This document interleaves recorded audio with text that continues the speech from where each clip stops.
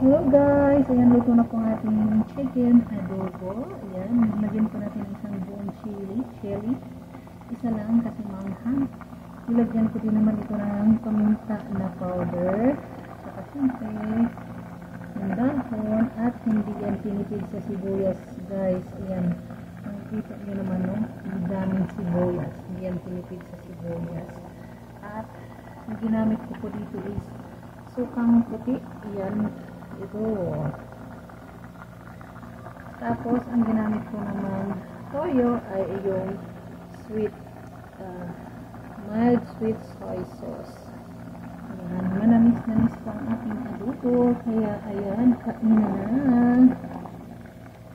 Siyempre, meron din tayong rice. Kasi, Pinay eh. Ayan. Tapos guys, ngayon lang kayo siguro makakita na adobo na may dahon-dahon kasi lalagyan ko po siya ng dahon-dahon. So, ano nga guys, ilalagay ko na po, ayan, litos. Kasko ang tawag nila dito. So, ngayon lang kayo nakakita siguro ng adobong may dahon. Dati, naglagay na rin ako ng sa adobo ng patatas at itlog at hindi naman yun hindi yun bago sa paningin nyo. So, ngayon lang talaga bago sa paningin nyo itong aking adobo na may dahon ng